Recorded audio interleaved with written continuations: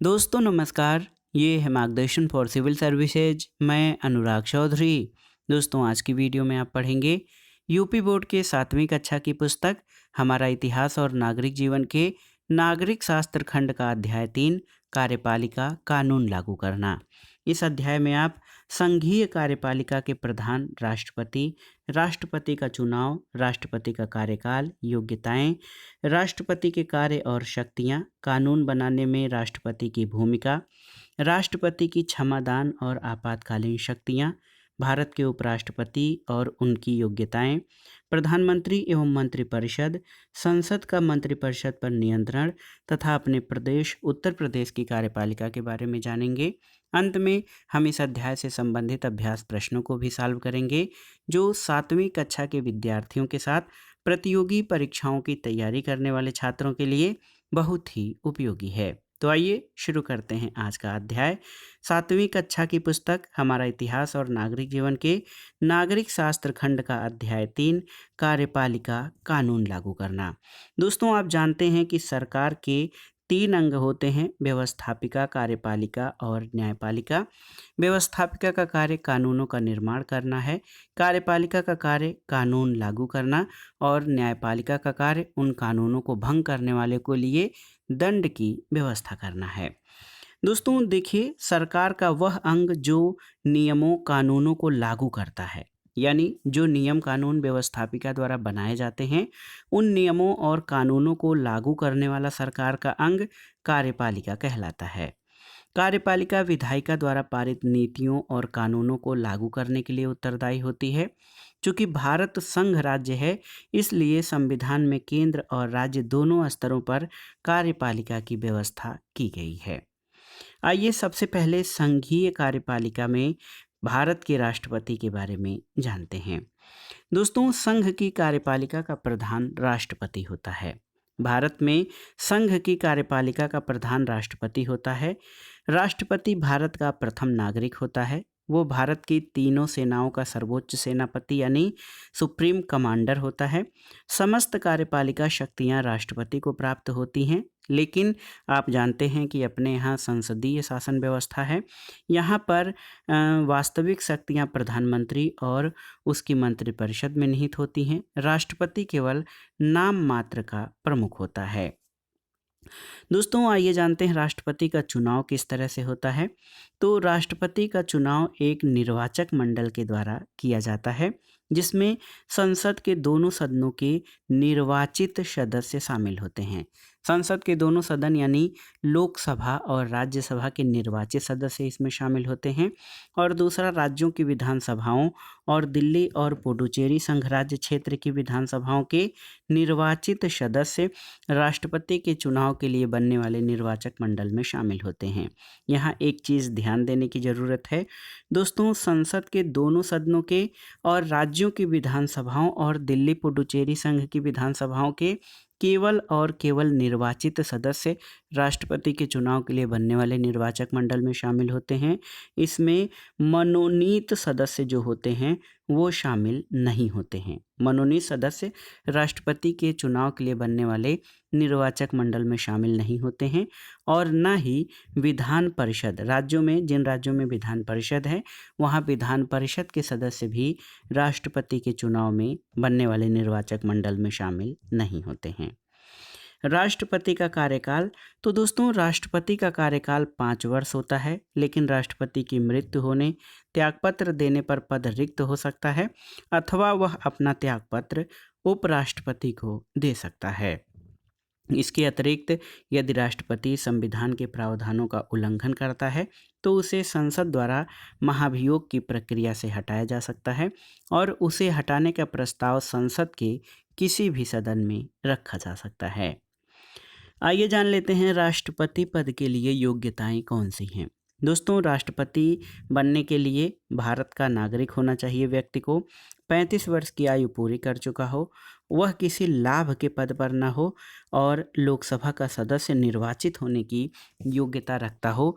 ये सभी राष्ट्रपति पद के लिए योग्यताएं हैं। राष्ट्रपति की शक्तियां और कार्य देख लेते हैं। तो दोस्तों भारत सरकार के समस्त शासन संबंधी कार्य राष्ट्रपति के नाम से किए जाते हैं। राष्ट्रपति की शक्तियों को हम आगे देखेंगे। राष्ट्रपति की नियुक्ति संबंधी जो शक्तियां हैं, देखिए, राष्ट्रपति प्रधानमंत्री को नियुक्त करता है, प्रधानमंत्री की सलाह पर अन्य मंत्रियों की नियुक्ति करता है और उनके विभागों का बंटवारा करता है। दोस्तों, राष्ट्रपति राज्यपाल, उच्चतम और उच्च न्यायालय के न्यायाधीशों को नियुक्त करता है और निर्वाचन आयोग के मुख्य निर्वाचन आयुक्त और अन्य आयुक्तों, भारत के नियंत्रक और महालेखा परीक्षक की नियुक्ति भी राष्ट्रपति के द्वारा की जाती है। नियुक्ति के अलावा दोस्तों, कानून बनाने में भी राष्ट्रपति की भूमिका महत्वपूर्ण है और आप जानते हैं, राष्ट्रपति संसद का महत्वपूर्ण अंग होता है। हमारी संसद में लोकसभा, राज्यसभा और प्रेसिडेंट यानी राष्ट्रपति शामिल होते हैं। तो संसद का अंग होने के कारण कानून बनाने की प्रक्रिया में राष्ट्रपति की भूमिका बहुत ही महत्वपूर्ण है। संसद के दोनों सदनों द्वारा पारित कोई विधेयक राष्ट्रपति के हस्ताक्षर के बिना कानून नहीं बन सकता। यदि संसद के दोनों सदनों में विधेयक पारित भी हो जाए तो राष्ट्रपति एक बार हस्ताक्षर करने से मना कर सकता है या फिर विधेयक में बदलाव के सुझाव दे सकता है। एक बार विधेयक को वापस लौटा सकता है, लेकिन यदि संसद के दोनों सदन दोबारा उसी विधेयक को राष्ट्रपति के सुझावों के बिना अथवा सुझावों सहित पारित कर देते हैं तो उस पर राष्ट्रपति को हस्ताक्षर करना ही होता है। इसके अलावा यदि किसी राज्य के राज्यपाल द्वारा कोई विधेयक राष्ट्रपति के पास स्वीकृति के लिए भेजा जाता है तो ऐसी स्थिति में राष्ट्रपति विधेयक पर अपनी स्वीकृति दे सकते हैं या पुनर्विचार के लिए वापस लौटा सकते हैं। तो ये तो रहा कानून बनाने में राष्ट्रपति की भूमिका। राष्ट्रपति की एक महत्वपूर्ण शक्ति क्षमा दान की शक्ति है। राष्ट्रपति दोस्तों मृत्युदंड, अन्य दंड प्राप्त व्यक्तियों को क्षमा कर सकते हैं या दंड को कुछ समय के लिए स्थगित, परिवर्तित और उनको कम भी कर सकते हैं। इसके अलावा राष्ट्रपति की आपातकालीन या इमरजेंसी पावर्स भी होती हैं। राष्ट्रपति जो है आपातकालीन शक्तियों का प्रयोग कुछ विशेष परिस्थितियों में कर सकते हैं। पहला तो युद्ध, बाह्य आक्रमण या सशस्त्र विद्रोह की स्थिति में राष्ट्रीय आपात। इसके अलावा राज्यों में संवैधानिक तंत्र के विफल होने पर राष्ट्रपति शासन और वित्तीय संकट के समय वित्तीय आपात। और आप देखिए, ये जो तीनों उपबंध हैं आपातकाल के, ये संविधान के किस अनुच्छेद में आते हैं? तो युद्ध, बाह्य आक्रमण या सशस्त्र विद्रोह की स्थिति में ये अनुच्छेद 352 है। राज्यों में संवैधानिक तंत्र 356 है और वित्तीय संकट जो है वित्तीय आपात अनुच्छेद 360 है। तो अनुच्छेद भी आप तैयार कर लीजिएगा कि ये जो आपातकालीन शक्तियों का प्रयोग राष्ट्रपति करता है, राष्ट्रीय आपात, राष्ट्रपति शासन और वित्तीय आपात, इनका संविधान के किन अनुच्छेदों में वर्णन है। दोस्तों, राष्ट्रपति देश का औपचारिक प्रधान क्यों होता है? तो अपने यहाँ संसदात्मक शासन व्यवस्था को अपनाया गया है। यहाँ नाम मात्र की और वास्तविक कार्यपालिका होती है। नाम मात्र की कार्यपालिका राष्ट्रपति है और जो वास्तविक कार्यपालिका मंत्रिपरिषद और प्रधानमंत्री में निहित होती है। इसीलिए राष्ट्रपति को देश का औपचारिक प्रधान कहा जाता है। राष्ट्रपति के बाद आइए भारत के उपराष्ट्रपति या वाइस प्रेसिडेंट के बारे में जानते हैं। दोस्तों, भारत का उपराष्ट्रपति जो है वो 5 वर्षों के लिए चुना जाता है। उपराष्ट्रपति को लोकसभा और राज्यसभा के सभी सदस्य मिलकर चुनते हैं। उपराष्ट्रपति राज्यसभा का पदेन सभापति होता है और राष्ट्रपति की अनुपस्थिति में उपराष्ट्रपति उसके स्थान पर कार्य करता है। तो यहाँ पर आइए, राष्ट्रपति और उपराष्ट्रपति के लिए जो निर्वाचक मंडल बनता है उसमें अंतर देख लेते हैं।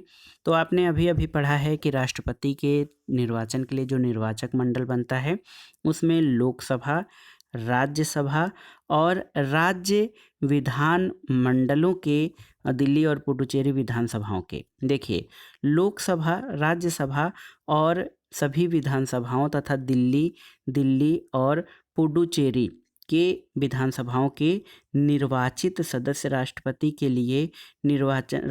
निर्वाचन के लिए जो है निर्वाचक मंडल में शामिल होते हैं। लेकिन उपराष्ट्रपति के निर्वाचक मंडल में देखिए लोकसभा और राज्यसभा के सभी सदस्य, इसमें निर्वाचित और मनोनीत सभी सदस्य, और इसमें विधानसभाओं के सदस्य शामिल नहीं होते हैं।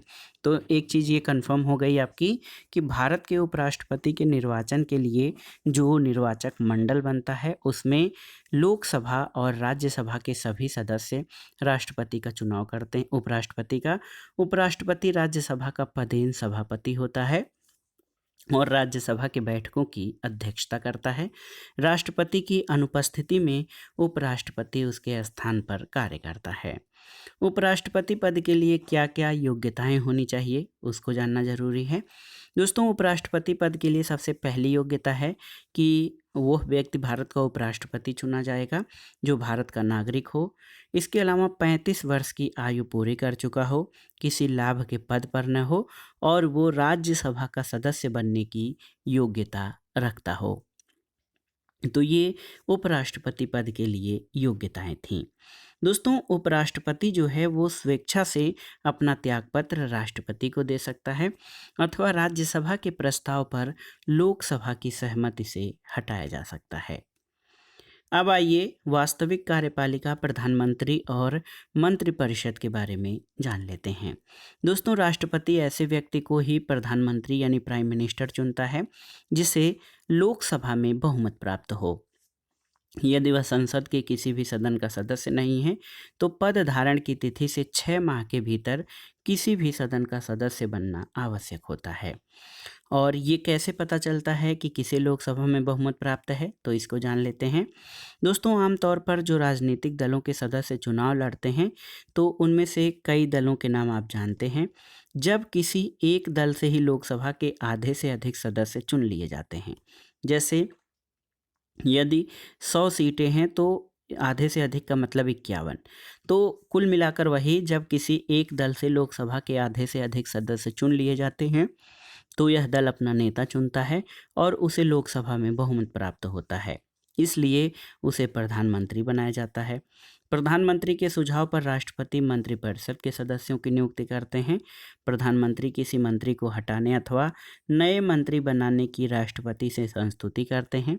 इसके अलावा सभी मंत्रियों का लोकसभा या राज्यसभा का सदस्य होना जरूरी है और यदि कोई व्यक्ति मंत्री बनते समय लोकसभा या राज्यसभा यानी संसद के किसी सदन का सदस्य नहीं है तो उसे 6 महीने के अंदर संसद सदस्य के रूप में निर्वाचित होना पड़ता है। जिस दल के सदस्य प्रधानमंत्री और मंत्री बनते हैं उसे सत्तारूढ़ या सत्ताधारी दल और बाकी दलों को विपक्ष कहा जाता है। दोस्तों, एक और महत्वपूर्ण तथ्य आपको जानना जरूरी है कि मंत्रिपरिषद का ही एक लघु रूप मंत्रिमंडल यानी कैबिनेट होता है। मंत्रिमंडल में महत्वपूर्ण विभागों के मंत्री शामिल होते हैं। शासन की नीतियां और महत्वपूर्ण निर्णय मंत्रिमंडल के द्वारा ही लिए जाते हैं। आइए देखते हैं प्रधानमंत्री और मंत्रिपरिषद क्या कार्य करते हैं। देखिए, संसद के द्वारा बनाए गए कानून और नीतियों को देश में लागू करने की जिम्मेदारी प्रधानमंत्री और मंत्रिपरिषद की है। इसके लिए मंत्रिपरिषद यानी काउंसिल ऑफ मिनिस्टर के कई मंत्रालय और विभाग हैं, जैसे रेल मंत्रालय, रक्षा मंत्रालय, विदेश मंत्रालय। मंत्रालयों और विभागों में कई हजार लोग काम करते हैं। ये अधिकारी और कर्मचारी पूरे भारत में फैले हुए हैं। इन सब कामों के लिए कई हजार करोड़ रुपए खर्च होते हैं। हर एक विभाग साल भर में सैकड़ों करोड़ रुपए खर्च करता है और इस पूरे खर्च की जिम्मेदारी भी केंद्रीय मंत्रिपरिषद और प्रधानमंत्री की होती है। खर्च और आमदनी का एक अलग मंत्रालय है जिसे वित्त मंत्रालय या मिनिस्ट्री ऑफ फाइनेंस कहते हैं। आइए देखते हैं संसद का मंत्रिपरिषद पर नियंत्रण। दोस्तों, मंत्रिपरिषद के कार्यों पर संसद नियंत्रण करती है। यदि मंत्रिपरिषद और प्रधानमंत्री ठीक से काम नहीं करें तो उन्हें लोकसभा द्वारा हटाया जा सकता है। इन्हें हटाने के लिए लोकसभा में अविश्वास प्रस्ताव पेश किया जा सकता है और यदि यह प्रस्ताव बहुमत से पारित हो जाता है तो प्रधानमंत्री सहित मंत्रिपरिषद को इस्तीफा देना पड़ता है। इसके अलावा सांसद यानी संसद के जो सदस्य हैं लोकसभा या राज्यसभा में अन्य प्रकार से भी नियंत्रण रखते हैं। वे मंत्रियों से सवाल पूछ सकते हैं और जानकारी मांग सकते हैं। मंत्रिपरिषद किसी सवाल का जवाब देने या जानकारी देने से इनकार नहीं कर सकता, न ही गलत जवाब दे सकता है। वे किसी विषय पर मंत्रिपरिषद का ध्यान आकर्षित कर सकते हैं और वे बजट पर टिप्पणी कर सकते हैं, उसमें संशोधन का सुझाव दे सकते हैं। तो इस तरह से मंत्रिपरिषद के कार्यों पर संसद नियंत्रण रखती है। और आप जानते हैं हमारे देश में संसदीय शासन व्यवस्था को अपनाया गया है। केंद्र और राज्यों में एक तरह की शासन प्रणाली प्रचलित है और संसदीय शासन व्यवस्था की सबसे महत्वपूर्ण विशेषता ये होती है कि इसमें कार्यपालिका और विधायिका का संबंध पाया जाता है और कार्यपालिका अपने कार्यों के लिए विधायिका यानी संसद के प्रति उत्तरदायी होती है। अब आइए केंद्र के बाद उत्तर प्रदेश के संबंध में जो कार्यपालिका है उसके बारे में जान लेते हैं। तो दोस्तों प्रदेश में जो कार्यपालिका होती है उसी तरह अपने प्रदेश में कार्यपालिका राज्यपाल, मुख्यमंत्री और मंत्रिपरिषद से बनती है। राज्यपाल की नियुक्ति राष्ट्रपति करता है और राष्ट्रपति उस व्यक्ति को राज्यपाल नियुक्त करता है जो भारत का नागरिक हो और 35 वर्ष की आयु पूरी कर चुका हो। तो एक तरह से राज्यपाल जो है वो राज्य में राष्ट्रपति के बिहाफ पर कार्य करता है। राज्य लोक सेवा आयोग के अध्यक्ष और सदस्यों, राज्य के महाधिवक्ता और राज्य विश्वविद्यालयों के कुलपतियों की नियुक्ति राज्यपाल करता है। राज्यपाल को उसके कार्यों में सहायता और सलाह देने के लिए एक मंत्रिपरिषद होती है जिसका प्रधान मुख्यमंत्री होता है। दोस्तों राज्यपाल विधानसभा के बहुमत प्राप्त करने वाले व्यक्ति को मुख्यमंत्री नियुक्त करता है। मुख्यमंत्री की सलाह पर राज्यपाल मंत्रिपरिषद के अन्य सदस्यों की नियुक्ति करते हैं। मुख्यमंत्री और मंत्रिपरिषद के सदस्य अधिक से अधिक विधानसभा के कार्यकाल यानी 5 वर्ष तक अपने पद पर रह सकते हैं और अविश्वास प्रस्ताव पारित हो जाने पर वे 5 वर्ष के पहले भी हट सकते हैं। तो दोस्तों ये था आज का अध्याय 7वीं कक्षा की पुस्तक हमारा इतिहास और नागरिक जीवन के नागरिक शास्त्र खंड का अध्याय 3 कार्यपालिका कानून लागू करना। अब आइए इस अध्याय से संबंधित महत्वपूर्ण अभ्यास प्रश्नों को सॉल्व कर लेते हैं जो कि 7वीं कक्षा के विद्यार्थियों के लिए बहुत ही उपयोगी होगा। पहला प्रश्न है हमारे देश में कानून किसके द्वारा लागू किया जाता है? तो हमारे देश में कानून प्रधानमंत्री और केंद्रीय मंत्रिमंडल द्वारा लागू किया जाता है जिसको कि कार्यपालिका कहा जाता है।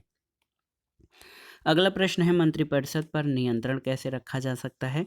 तो संसद यानी विधायिका मंत्रिमंडल पर नियंत्रण रखती है। यदि प्रधानमंत्री और मंत्रिपरिषद ठीक से कार्य नहीं करते हैं तो उन पर अविश्वास प्रस्ताव लाया जाता है। बहुमत से प्रस्ताव पारित होने पर मंत्रिमंडल को हटाया जा सकता है। इसके अलावा सांसद मंत्रियों से प्रश्न करते हैं, किसी विषय पर मंत्रिमंडल का ध्यान आकर्षित करते हैं और बजट पर टिप्पणी करते हैं, यानी भिन्न भिन्न तरीकों से मंत्रिपरिषद पर संसद नियंत्रण रखती है। अगला प्रश्न है राष्ट्रपति के चुनाव के लिए निर्वाचक मंडल में कौन कौन शामिल होता है? तो इस पे हमने बहुत अच्छे से चर्चा की है। राष्ट्रपति के चुनाव के लिए जो निर्वाचक मंडल बनता है उसमें संसद के दोनों सदनों के निर्वाचित सदस्य और राज्यों की विधानसभाओं तथा दिल्ली और पुडुचेरी के निर्वाचित सदस्य शामिल होते हैं। अगला प्रश्न है दोस्तों राज्यसभा का सभापति कौन होता है? तो उत्तर है कि राज्यसभा का सभापति उपराष्ट्रपति होता है। राष्ट्रपति को पद से कैसे हटाया जा सकता है? तो दोस्तों यदि राष्ट्रपति संविधान के प्रावधानों का उल्लंघन करे तो उसे संसद द्वारा महाभियोग की प्रक्रिया से हटाया जा सकता है। उसे हटाने का प्रस्ताव संसद के किसी भी सदन में रखा जा सकता है। अगला प्रश्न है कि केंद्रीय मंत्रिपरिषद का गठन कैसे होता है? तो केंद्रीय मंत्रिपरिषद के गठन के लिए राष्ट्रपति ऐसे व्यक्ति को प्रधानमंत्री नियुक्त करता है जिसे लोकसभा में बहुमत प्राप्त होता है। यदि वह संसद के किसी भी सदन का सदस्य नहीं है तो पद धारण की तिथि से 6 माह के भीतर किसी सदन का सदस्य बनना जरूरी है। आमतौर पर राजनीतिक दलों के सदस्य चुनाव लड़ते हैं। जब किसी एक दल से ही लोकसभा के आधे से अधिक सदस्य चुन लिए जाते हैं तो ये दल अपना नेता चुनता है, उसे लोकसभा में बहुमत प्राप्त होता है, इसलिए उसे प्रधानमंत्री बनाया जाता है। अब आइए देखते हैं दोस्तों रिक्त स्थानों की पूर्ति करना है। राष्ट्रपति का चुनाव कितने वर्षों के लिए होता है? तो 5 वर्षों के लिए। भारत का प्रथम नागरिक कौन होता है? तो राष्ट्रपति भारत का प्रथम नागरिक होता है। राष्ट्रपति की अनुपस्थिति में कौन? तो उपराष्ट्रपति उसके स्थान पर कार्य करता है। और लोकसभा में विश्वास मत प्राप्त करने के लिए क्या जरूरी है? तो बहुमत प्राप्त होना ज़रूरी है। तो ये खाली जगह पे जो भरना था उसको आपने सही कर लिया। अब आइए सही गलत का निशान लगाना है जो आगे प्रश्न दिए गए हैं। पहला है कि संसद द्वारा बनाए गए कानून मंत्रिपरिषद द्वारा लागू किए जाते हैं, तो बिल्कुल सही है। राष्ट्रपति की अनुपस्थिति में प्रधानमंत्री उसके सब कार्य करता है, तो ये गलत है क्योंकि राष्ट्रपति की अनुपस्थिति में उपराष्ट्रपति उसके कार्य करता है। राष्ट्रपति बनने के लिए न्यूनतम आयु 35 वर्ष होनी चाहिए, बिल्कुल सही है। और कोई भी विधेयक प्रधानमंत्री के हस्ताक्षर के बिना कानून नहीं बनता, ये गलत है क्योंकि कोई भी विधेयक राष्ट्रपति के हस्ताक्षर के बिना कानून नहीं बनता है। तो दोस्तों ये था आज का वीडियो। 7वीं कक्षा की पुस्तक हमारा इतिहास और नागरिक जीवन के नागरिक शास्त्र खंड का अध्याय 3 कार्यपालिका, जिसका कार्य है कानून लागू करना। इस अध्याय से संबंधित महत्वपूर्ण तथ्यों और अभ्यास प्रश्नों को हमने सॉल्व किया, जो कि 7वीं कक्षा के विद्यार्थियों के साथ प्रतियोगी परीक्षाओं की तैयारी करने वाले छात्रों के लिए शासन और राज व्यवस्था खंड के लिए ये चैप्टर बहुत ही महत्वपूर्ण है। आप महत्वपूर्ण तथ्यों को तैयार कर लीजिएगा, उनको अलग से नोट भी कर लीजिएगा ताकि एग्ज़ाम टाइम में रिवीजन करने में आसानी रहे। दोस्तों वीडियो आपको कैसा लगा हमें कमेंट बॉक्स में ज़रूर बताइएगा। वीडियो को लाइक करें, शेयर करें और इस चैनल मार्गदर्शन फॉर सिविल सर्विसेज को सब्सक्राइब करें। वीडियो देखने के लिए धन्यवाद दोस्तों। नमस्कार।